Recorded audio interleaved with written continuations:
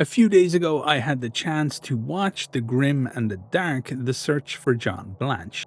Directed and edited by Daniel Lowman and produced by Cody Taylor of Boer Games, who make 1490 Doom, and Eric Michael Robertson of Trademark Films, the documentary takes an interesting angle when exploring the concept and origin of a style of art, miniature making, modeling, and wargaming that we're all going to be very familiar with and has, over the years, become known as Grimdark.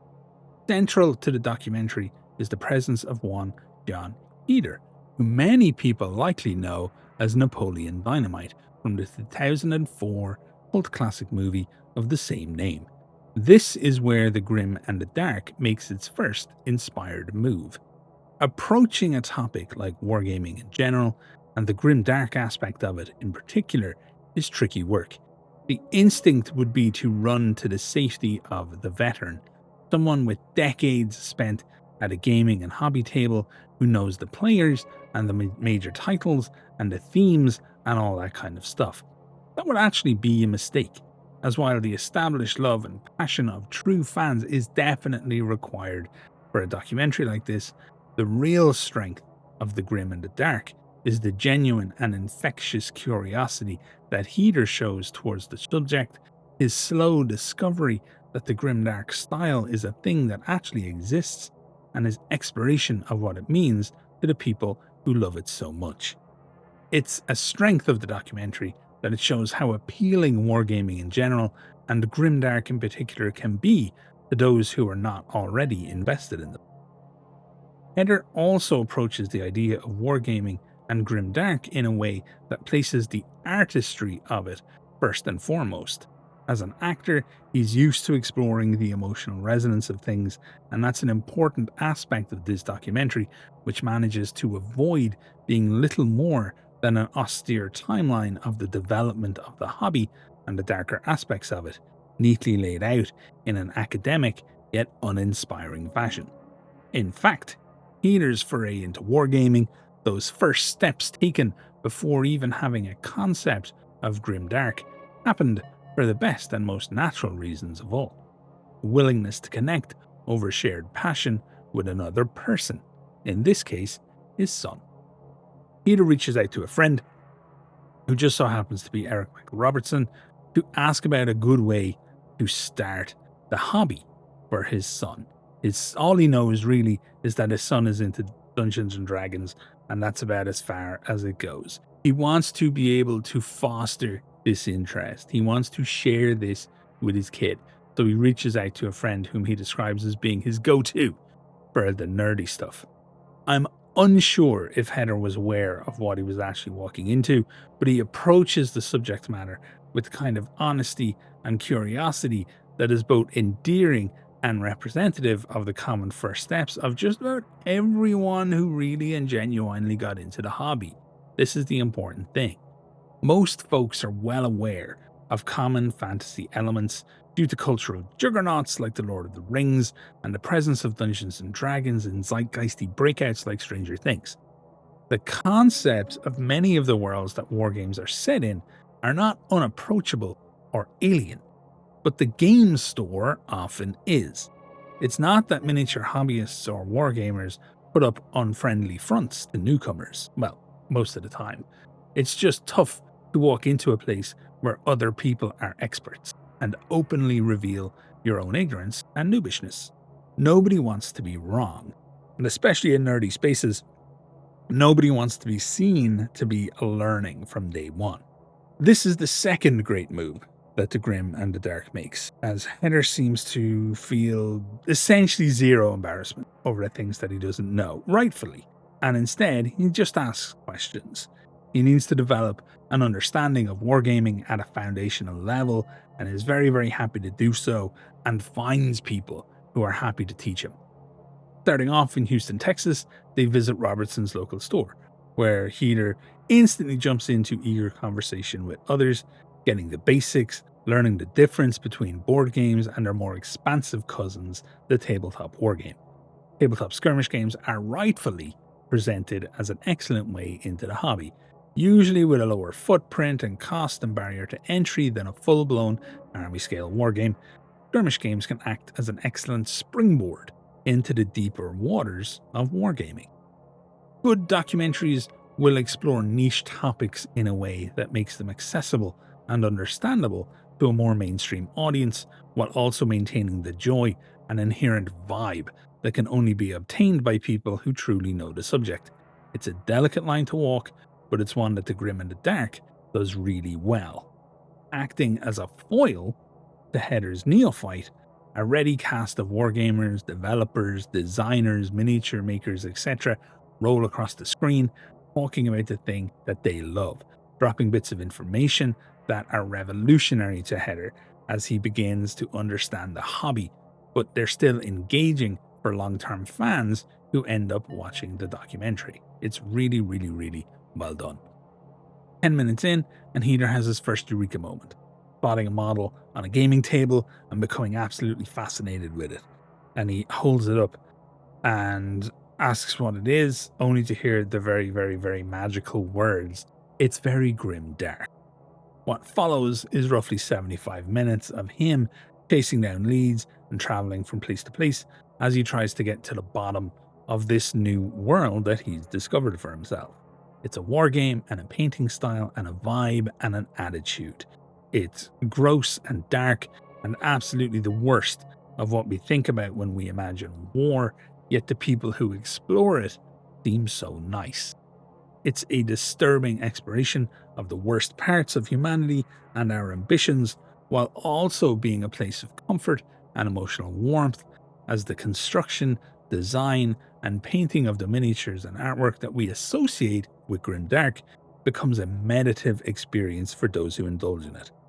The documentary sees Heder travel to Finland to further explore the hobby, and from there to England, and the man who is the origin of the entire concept of Grimdark as we understand it in the hobby space at least, John Blanche.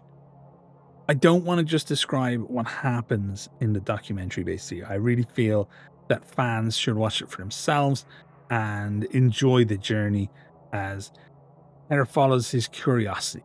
It's interesting watching him land on the concept of iterative design and how the notion of Grimdark is almost a shared emotional universe, a place of multiple realities, where the common consensus is the exploration of not just the macabre, but almost of hopelessness. Along the way, we see lots of really wonderful shots of the beauty of nature and assorted religious icons and imagery, a tribute to the obvious sources of a lot of the themes and inspirations of grimdark work, of birth and life and corruption and death, and the saving or damning nature of faith. Over the course of the documentary, they talk to enough people to get a real mix of thoughts and feelings and emotions around grimdark and what it can and does mean to so many people. But the exploration of the medium with the one and only John Blanche is where it really, really stands out for me. As a young kid growing up in the 80s and a teenager in the 90s, John Blanche was one of the greatest inspirations and influences on my personal imagination. There are really, I think, two people who essentially built how my imagination works. And they couldn't have been more different. And they couldn't have explored things more differently. Terry Pratchett and John Blanche. Like, they're two really good artistic voices to have in your head, basically. It's really interesting watching the documentary and seeing, John Blanche in the flesh, as it were. As I said, when I was a kid, there was just something about his work. It was just rendered so beautifully in the pages of White Dwarf and the rule books of Games Workshop, and it spoke to me on a level that I found almost impossible to express at that time. And it's interesting because watching this documentary now, at 44 years old, I suddenly get my answer as to what it is, what it was that spoke to me. Blanche describes himself as being frightened of everything when he was a kid. The world was an unexplained mystery to him, and just things were scary. And his desire to paint these kind of harsh realities and put this innate fear that he felt into the work resulted in his art style there was a willingness to explore the nature of the fear that he felt. And I guess that is what I saw in it too. I had my own fears when I was a kid. I knew what fear was. And seeing it explored so fully before I could even put a name to the concept had a bit of a lasting impact on me. I think everybody will have their moments like this while you're watching the documentary, where the kaleidoscope of images and influences and themes and subtext that make up Grimdark will kind of coalesce and reveal your own version of the truth to you. Like all great documentaries, it ends up becoming something different at the end, how it was when it started. It begins as an exploration of Grimdark, and Heder goes from sitting at his table alone, calling a friend about a thing that he is confused about, to enthusiastically playing a skirmish game and enthralled with the narrative that he and his newfound buds are playing out. The curiosity has been replaced by real, true passion of his own, and you realize that you've watched somebody take the journey that you first took as you became a fan of the hobby. At the end, Heder has found a beautiful contrast between the undoubtedly brutal nature of grimdark art and the light and joy of the community that surrounds it. How the individuals that use these dark landscapes to explore the things that matter to them, they find connection with each other through doing so. There can be odd comfort in coldness and odd safety in the dark. Overall, The Grim in the Dark is a hugely enjoyable exploration of what it means to share a love of something, and I would strongly recommend that everybody watch it. It is a terrifically enjoyable documentary that kind of put me in mind of things like Indie Game the Movie and Print the Legend, documentaries that are exploring incredibly niche, sometimes terrifically nerdy topics, and that focus entirely on what those things mean to the people involved with them, and how those people can kind of change and adapt and push themselves and try very, very hard to excel in these areas. It's just really good. Ultimately, all great documentaries, I feel, are about people, and this is no exception. It's a really nice documentary. It also made me feel great connection as somebody who's very, very ill. I don't get to visit gaming stores, I don't get to do that kind of stuff. I don't get to go to conventions.